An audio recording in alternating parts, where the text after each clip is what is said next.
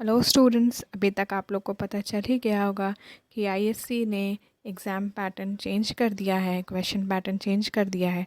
और अगर नहीं पता चला तो आज पता चल जाएगा इस वीडियो से। इसमें से सब हम आज देखेंगे इंग्लिश लिटरेचर की specimen paper for ISC examination 2023। तो पेपर का पैटर्न तो बहुत ही चेंज हो गया, पूरी तरीके से चेंज हो गया है। चलिए इसको डिटेल में देख लेते हैं, इसमें क्या क्या चेंजेस हुआ है। मार्क्स फ्रेंड्स वही है, 80 फुल मार्क्स और टाइम अलॉटेड 3 आवर्स और 15 hours for reading. 15 minutes for reading, जिसमें आप लोग कुछ लिख नहीं सकते हैं। पेपर डिवाइडेड है 2 सेक्शन में, section A and section B, और सारा क्वेश्चंस के मार्क ब्रैकेट्स में दिए हुए हैं। सबसे पहले हम देखते हैं यहाँ पे सेक्शन ए जो कि 20 मार्क्स की है, उसमें क्या है, उसमें एमसीक्यूज़ है।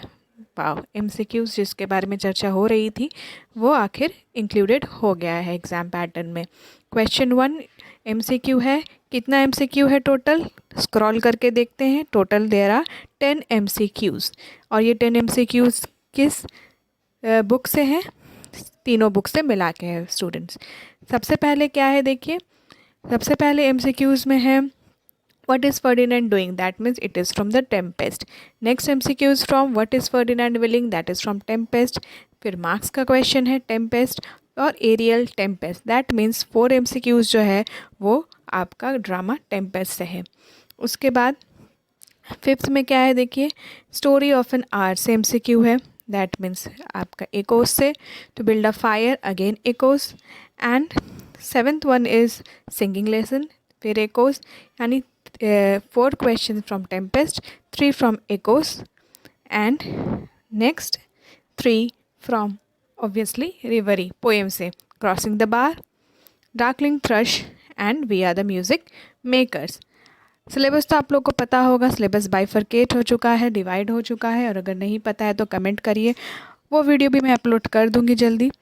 तो ये इस तरह से 10 MCQs आएगा। अभी जस्ट इस वीडियो में हम लोग पैटर्न डिस्कस कर लेते हैं, बट इस स्पेसिमेन का पूरा सॉल्व पेपर भी जल्दी चैनल पे अपलोड होने वाला है। तो आप लोग को अगर कन्फ्यूजन है तो ये चैनल प्लीज़ सब्सक्राइब कर लीजिए, ताकि जब ये स्पेसिमेन का आंसर की अपलोड होगा तो आप लोग को मिल जाएगा और आप लोग को आइडिया हो जाएगा कि न्यू पैटर्न को आंसर कैसे करना है। नेक्स्ट जो पार्ट है that is question 2 from section A. Wow, ये बिल्कुल नया ही है। मतलब MCQs तो हम लोग जानते हैं कि हाँ MCQs होता है, बट व्हाट इज़ दिस, ये एक टाइप का रीजनिंग क्वेश्चन है। 10 क्वेश्चन इसमें भी है, और ये बहुत इंटरेस्टिंग है, चैलेंजिंग है आप लोग के लिए। इसके लिए आप लोग को स्टोरीज एंड ड्रामा, पोएम, सारा कुछ थोड़ा थॉरली पढ़ना होगा, तभी आप इसका आंसर सही से कर पाएंगे। तो देखिए इसमें कैसे डिवाइडेड है तीनों बुक्स में से क्वेश्चन। फर्स्ट क्वेश्चन है act 3 scene 1, that is from Tempest. Next question is from act 3, that is from Tempest. Again next question is from Act 3 and the next fourth one is from Act 4. That means यहाँ भी 4 question आपको आपके drama Tempest से ही आया है।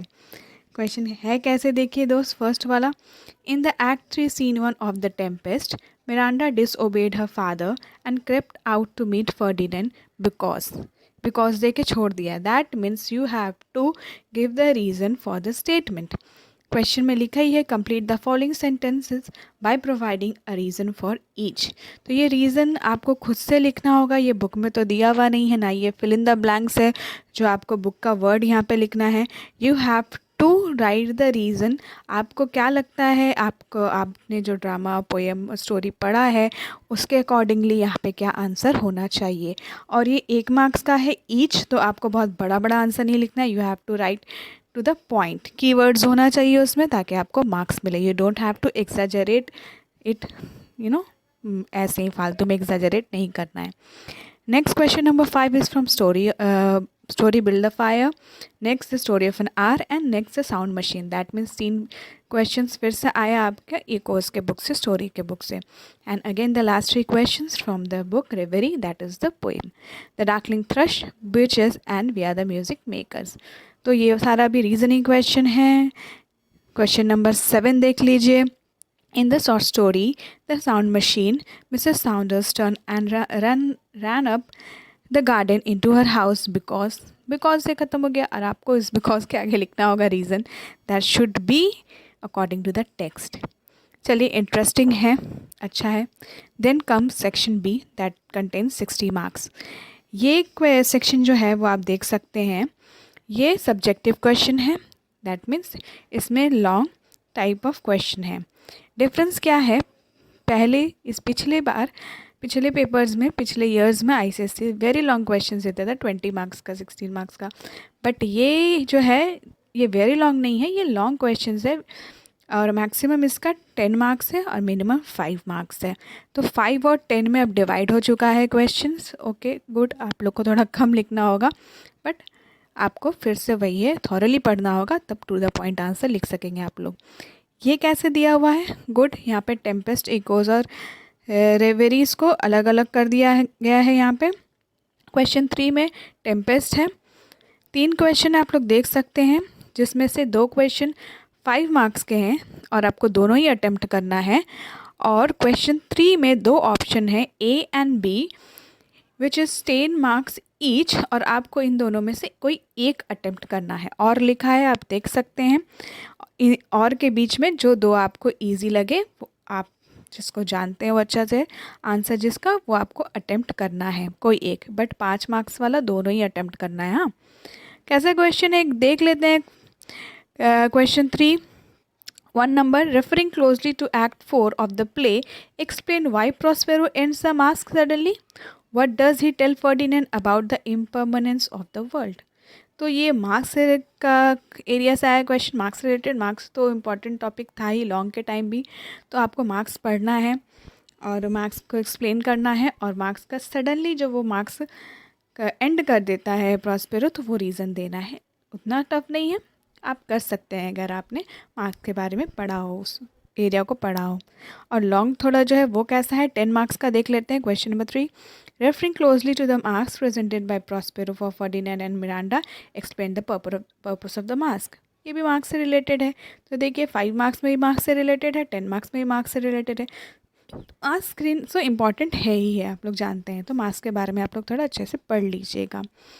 और एक question क्योंकि 5 और 10 मार्क्स का है, तो फिर से बोल रही हूँ मैं, आपको की पॉइंट्स लिखना है, टू द पॉइंट लिखना है। जो क्वेश्चन पूछा गया उसी के ही आसपास आंसर लिखना है। You don't need to exaggerate everything, you don't need to write useless and unimportant things. Echoes में क्या है, इकोज में भी सेम पैटर्न फॉलो किया जा रहा है। 2 क्वेश्चन 5 मार्क्स ईच और दोनों ही कंपलसरी है। देन 2 क्वेश्चन 10 मार्क्स ईच, जिसमें से एक करना होगा आपको, एक ऑप्शनल रहेगा। आप तो स्टोरी में आप लोग जो अच्छा से पढ़ा है स्टोरी, वो उसको अटेम्प्ट करिएगा। एंड सेम गोज़ फॉर रेवरी और पोएम, उसमें भी वैसे ही पैटर्न फॉलो किया है। 5 मार्क्स ईच 2 क्वेश्चन रहेगा, आपको दोनों ही अटेम्प्ट करना है। और नेक्स्ट रहेगा 10 मार्क्स का 2 क्वेश्चन, जिसमें से आपको सिर्फ एक अटेम्प्ट करना है। और दोनों अलग अलग पोएम से रहेगा, अलग अलग स्टोरीज से रहेगा। ऐसा नहीं है कि एक ही पोएम से 2 क्वेश्चन रहेगा और ऑप्शन रहेगा, नहीं, दोनों अलग अलग पोएम से रहेगा।